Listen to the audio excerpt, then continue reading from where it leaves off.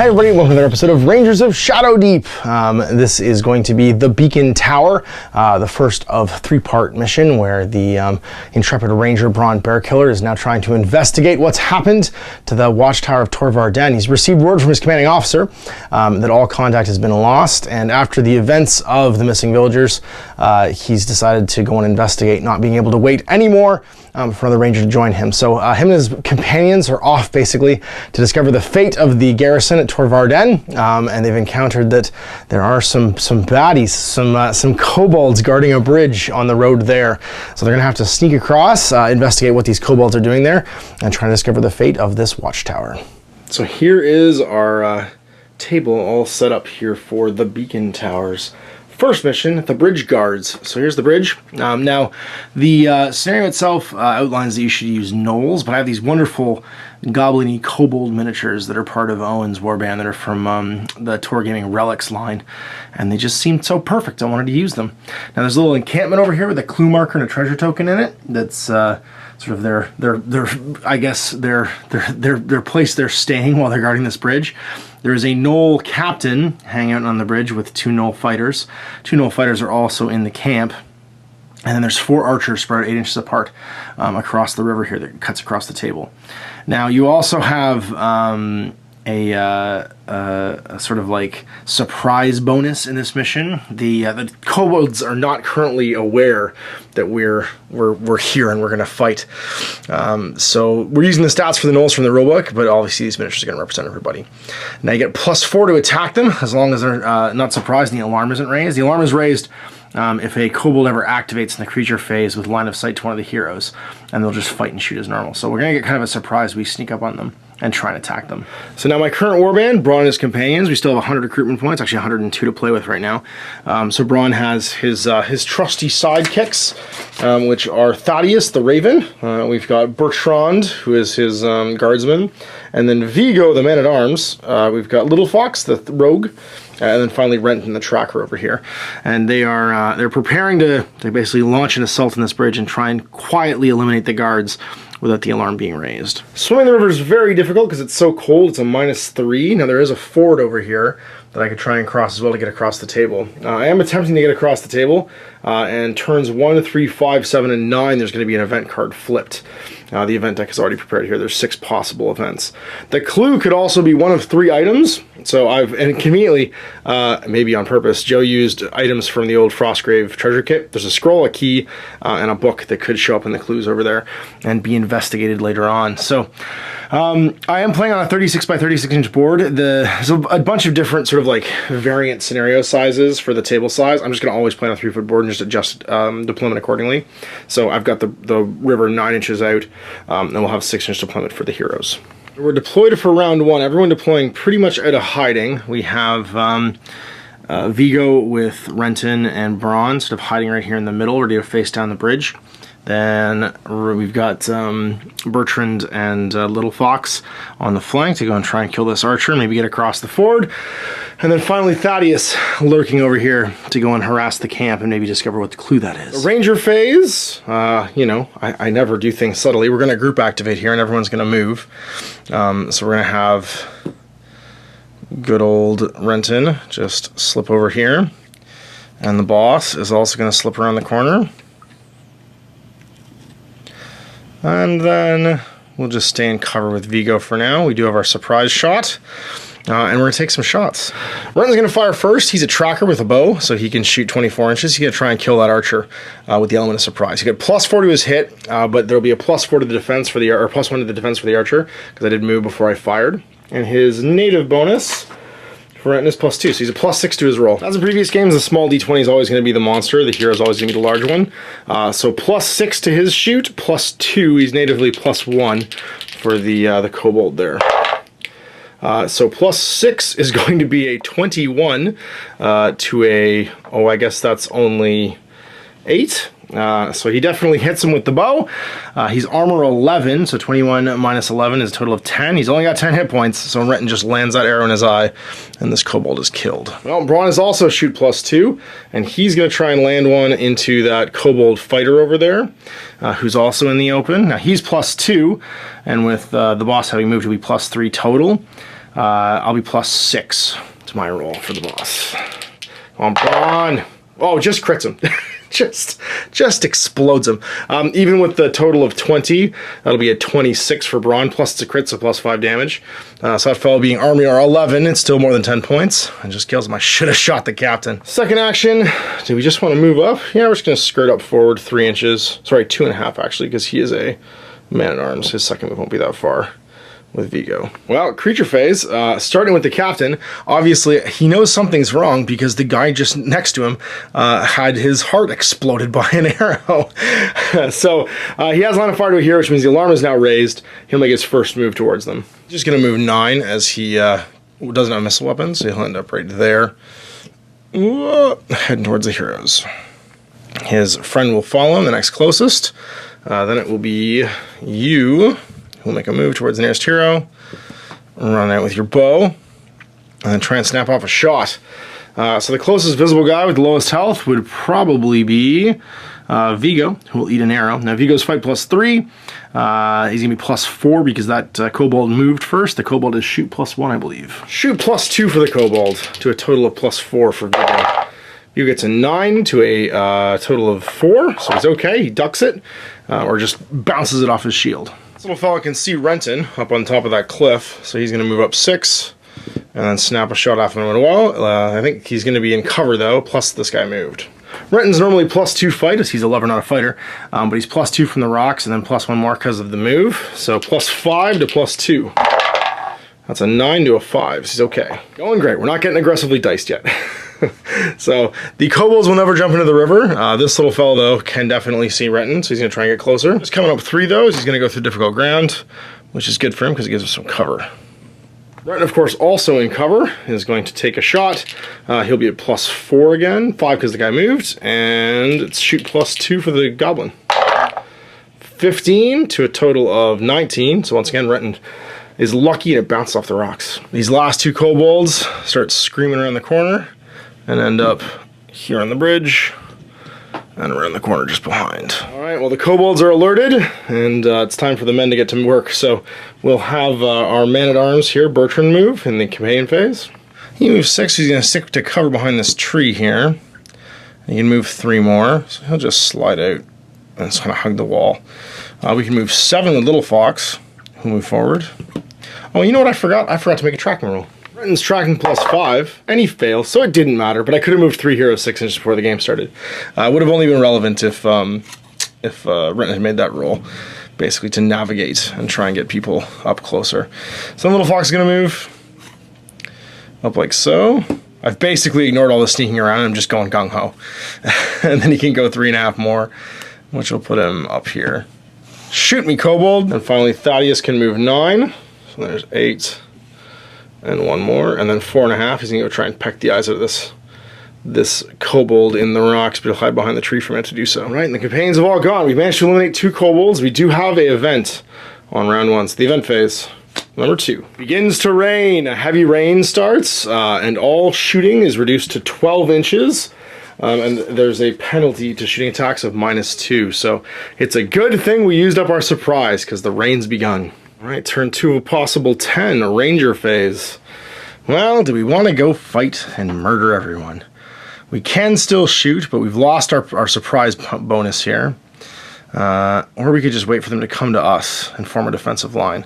I think that sounds the best. We're going to group activate again as everyone's still in range. So moves, Bron is going to move forward 6. Oh, you know what? He's just going to go fight. Go do it, buddy. We'll kill this captain, make an example of him. Or probably get killed ourselves. And then we only move 5 actually with Vigo. So he'll move up. But then he'll move again so I can get the group bonus. And I'll fight. And all sergeants fight +3. I'll be fight +5 right now because of my excellent charge there. I may use a skill, I think, to try and just finish this guy off as quick as possible. And I think I'm going to do Frenzied Attack, +5 to my attack roll. So I'll be at +10 to this attack roll, and the Knoll will be at +3. So 16 to 19. The Knoll still somehow defends. Oh, do I have Hand of Fate? I did take Hand of Fate, didn't I? I did. I'm going to reroll this 1 die. I don't like this. 17 It's a 19. He still beats me. Used up 2 of my ranger skills and get driven back. So they won't drive me back and lose the fight. Okay, well, Renton, it's up to you, buddy. Put an arrow in this guy. So we're at -2, so he's just at flat dice, and that guy's a Gnoll fighter, so he's, sorry, a Kobold fighter, so he's +2. So +2 to plus nothing. So 15 to 14, still gets hits. He's armor 11, so 15 is going to be 4 points of damage. We'll leave him with 6. Oh, there we go. I knew things were going too well. So I guess we start with the Gnoll captain there, and he's going to fight Vigo. Now he's +3 to his fight. I am ganging up on him though, so Vigo's going to be +2 to a total of +5. All right, Vigo, get him. +5 to +3. 18 to 21, he wins. He strikes a blow against Vigo with a total of 21. Vigo's armor is only 12. He takes 9 points of damage of his 12 and gets pushed back. Oh, he's hurt. 3 points left. He's a creature, so he'll keep him in combat. And this fella's going to go in and charge Bron. No gang up bonus for either of them now. It's just a straight fight. +2 for that Gnoll to +3 for Bron. So 14 to 13, he beats Bron. Bron at least is armor of 12? I believe, no, 11. So 14 to 11 is 3 points of damage, and he won't force me back. I'm armor 12, I have a shield. So I take 2 points of damage and go down to 16 health. This archer then decides that discretion's the better part of valor and jumps in. The captain is engaged, however, so no gang up on us. He's just going to fight poor old Vigo. Now Vigo is currently fight 3, fight 1 for the Kobold there with the daggers. He tries to knife him. 21. All right, well, Vigo got it together. Stabs him at 21. He's only armor 11, so 10 points of damage. The archer is just slain. Just threw himself on the sword. Next up will be this archer. He's going to run towards Little Fox. He's got a bow, so he's just going to try and put an arrow in him. Little Fox's fight +1, so +1 to +2 because he moved. Let's see who hits. No, Little Fox just ducks it like he's Neo in the Matrix. This little Kobold archer, he's just going to crawl out of the bushes and take a shot into, I think, actually it's going to be poor Thaddeus who is hiding. Thaddeus is behind a tree though, so +2, +3 because the guy moved, to +2 to his shoot. So 16 to 5, no, he hits him. 16, he's armor 14. Thaddeus takes an arrow, but goes down. Oh, the murder kobolds. It was all looking like it was going too well. So here we go. Up come these last 2 kobolds, charging across the bridge to help their friends. On to the companion phase. Well, Thaddeus is down, so that flank is now collapsed. I guess we start off with Little Fox, and he's going to, I think, shoot then move. Little Fox is going to huck a throwing knife at that Kobold, so fight +1 to fight +1. 16 to 15, so he hits him, takes 5 points of damage. And Little Fox is just going to pile into him to give a gang up bonus, and Bertrand is going to go halberd him a question. Bertrand's fight +3, +5 because of the gang up bonus, and then the poor little archer's only +1. Yeah, that's dead. So that's a total of 24. He gets halberded in the face with the throwing knife sticking out of him. Well, both sides are getting sporty. That's the end of round 2. Because the companions are all done, the creatures are all done, and there's no event flip this turn. So we're on to round 3. All right, well, we've lost Thaddeus. Things aren't looking great. It's Ranger time. So Renton's out of the group activation now. We can start with Bron and friends. I think Bron just tries to kill this Kobold. All right, Bron, you're out of relevant skills here. You're just going to try and kill this Kobold. So you've got a fight of +3 right now versus +2 for that Kobold fighter. Can you kill him? 13 to 13. So you tie and you both take damage.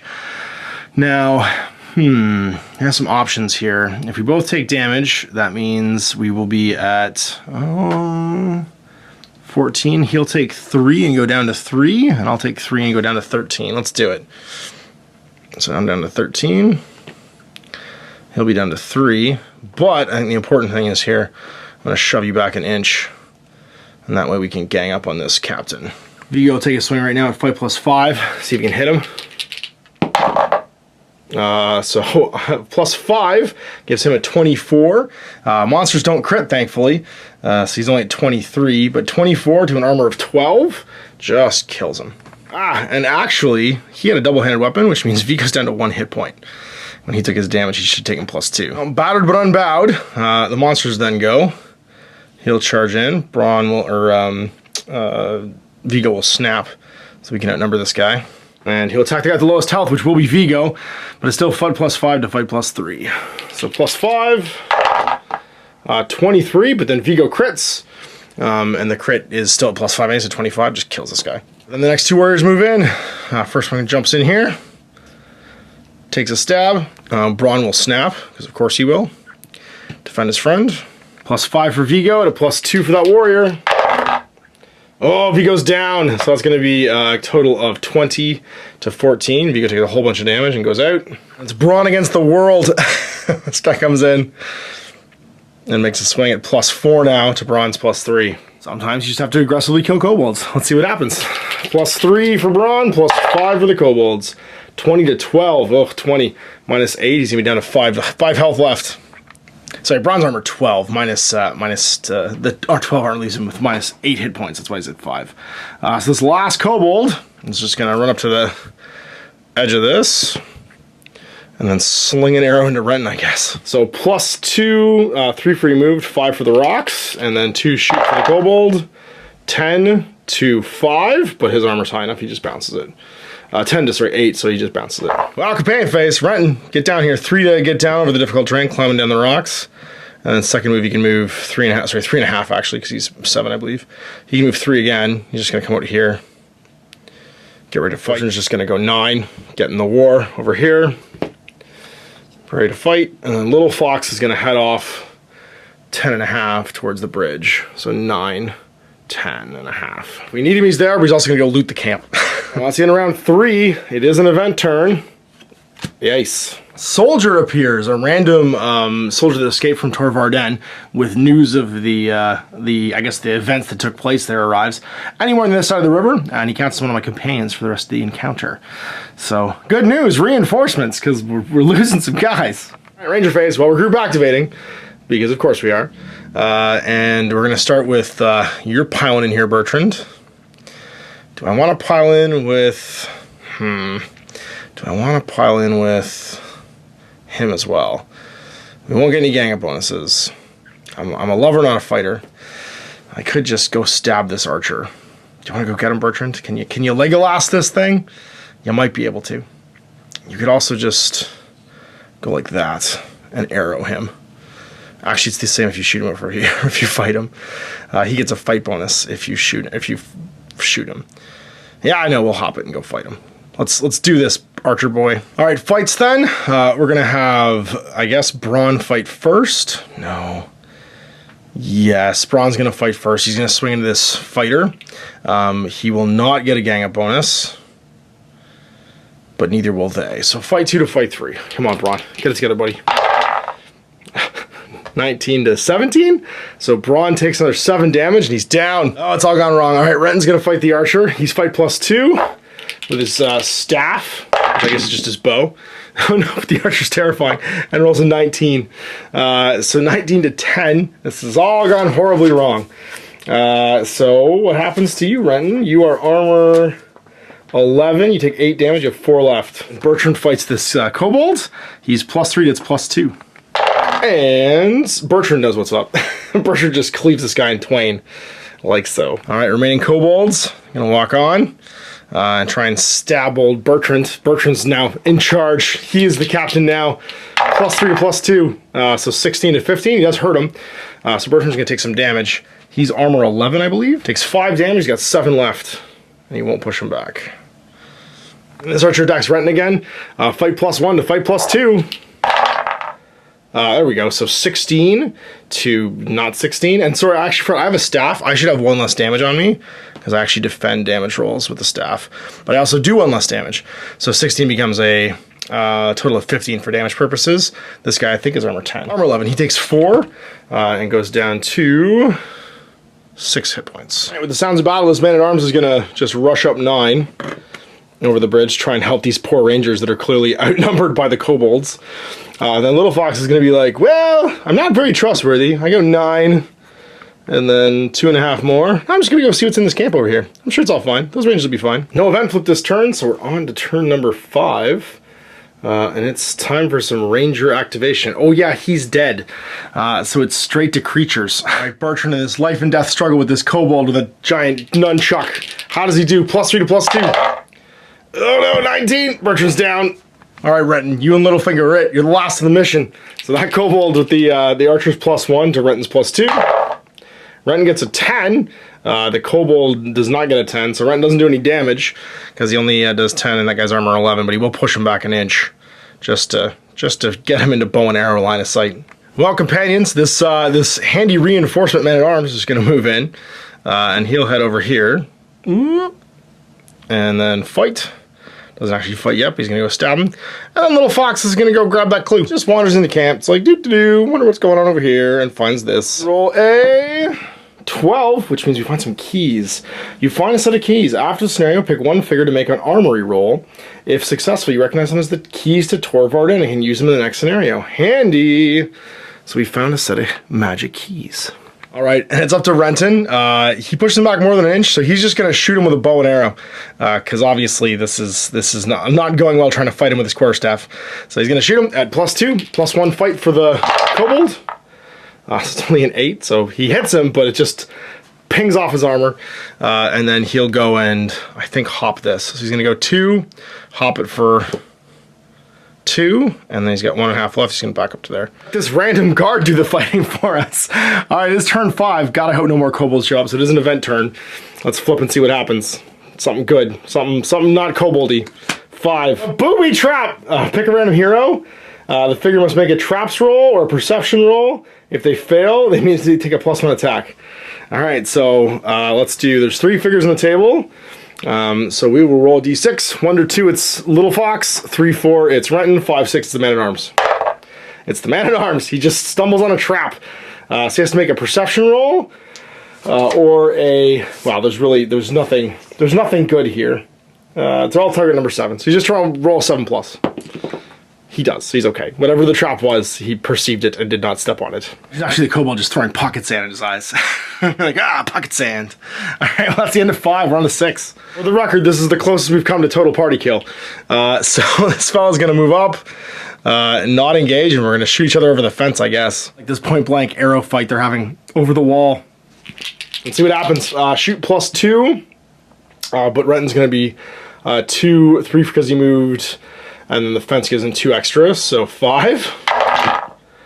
So 23, luckily, to 21. Renton manages to just duck the arrow as it comes at him out of nowhere. And this kobold's going to fight the fresh man-at-arms, so +2 to +3. There we go. So 17, which does a total of 6 damage, 8 because he's got a double-handed weapon, and he won't bother forcing him back. I like you, man-at-arms. If Bertrand dies, you're getting recruited. I need a name for you. We'll name you if you do good. All right, companion phase. Well, I guess little Fox is just gonna walk up to the river over here, and then try and huck a knife at range if he's in range. Is he in 8 inches? Can we long bomb a throwing knife? We can just do it. All right. Well, you moved. There's a piece of terrain in the way, and then yeah. So it's +2, +3 for the kobold, and then shoot +1 for Little Fox. Come on, Little Fox, thread the needle, buddy. He does! So that's a grand total of +1's 14. So 14 takes 3 extra damage. Goes down to 3. He's got something sticking out of him now. He's gonna point blank an arrow into him. He's fight +3 though because of the fence. To shoot +2. No, that's it. Renton just puts an arrow in his eye, and he's done. And then I think discretion's a better power value right now. He's bleeding pretty heavy. He's going to move up on the bridge just to put some space between him and this last kobold. This man-at-arms can't deal with it. Finally, Beardsley over here. That's your name now. Your name's Beardsley. He's going to try and put the axe to that guy. And he does significantly. This guy just gets cleaved in twain, and we've tabled them. Well, luckily, no event phase this turn. There is the possibility of 2 more events with Knowles showing up, so we're going on turn 7. We're going to play through it just to see if anyone else shows up. So no creatures, no rangers, no creatures. The companions are all going to assemble, so we're going to move up 9, 6, and then 3 more. He's just going to talk on the bridge, I guess. We'll wait. Little Fox will do much the same thing and just hide in the camp. Event phase 4. A kobold appears in the bushes. So you place him in the center of the table and scatter him 8 inches. He's gonna go 8 inches this way. He was hiding behind this fence. Houdini! He arrives. Puts us into turn 8. It'll activate immediately. Spend 2 to get over the fence, and then go 4 more over to here.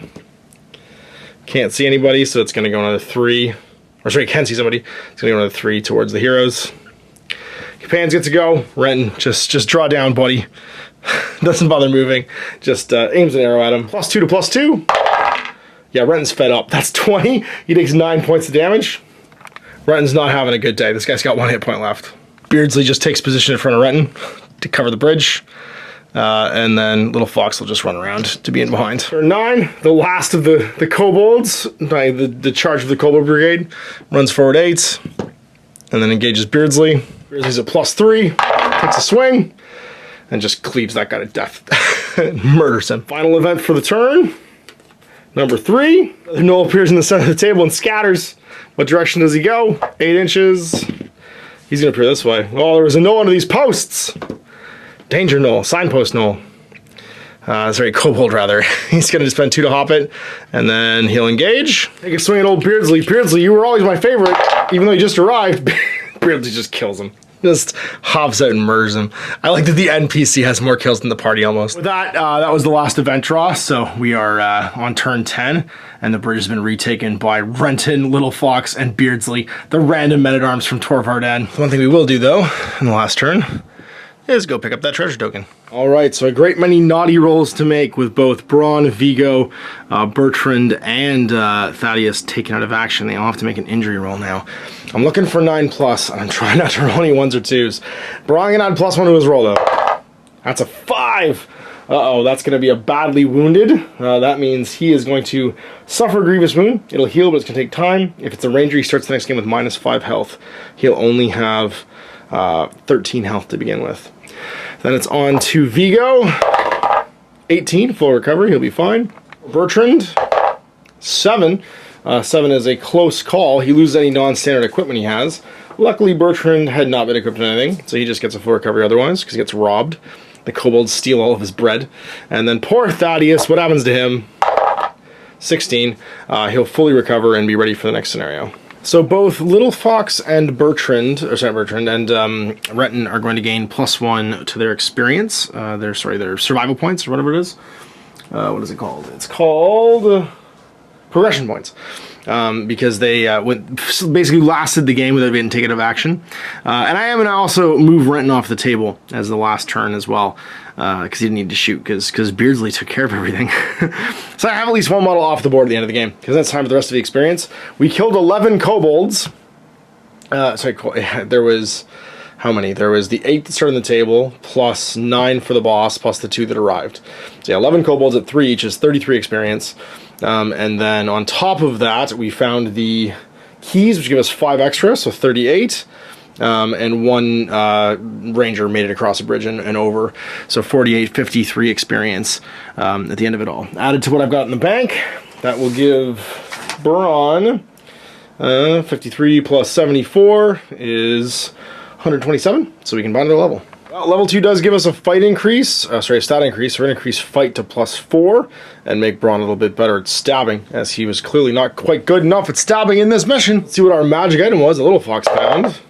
It's going to be a shield with blocking 1. Bron, that's exactly the kind of item you need. So it's a 1 use per scenario item that basically allows him to block all damage from a failed fight roll. So yeah, you gotta shield to get lucky. We're using hand-to-hand though, not against shooting. So I gotta watch out for arrows, but we can Boromir some close combat saves.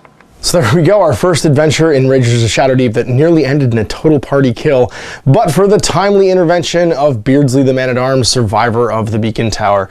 Now, of course, Bron and his companions will avoid the remaining kobold patrols and make their way to the Beacon Tower, trying to infiltrate it and find out what has transpired there. You'll see that in 2 weeks. This next mission is our first sort of progressively generated, I would say, dungeon crawl as we enter the lower levels of the tower and try and make our way to the top. So I'm excited for that. We'll see you for that then, and Bron and his friends will have more adventures in Shadowdeep. Till next time, I'm Ash. Now we're getting.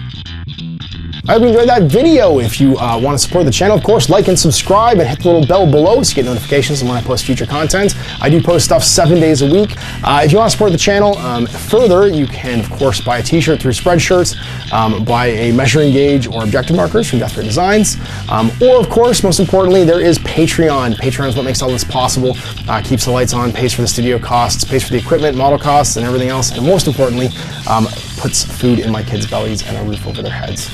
Big thanks to everyone, past, future, who supported me. I do this stuff because of you guys, and of course, I will continue doing it as long as I can.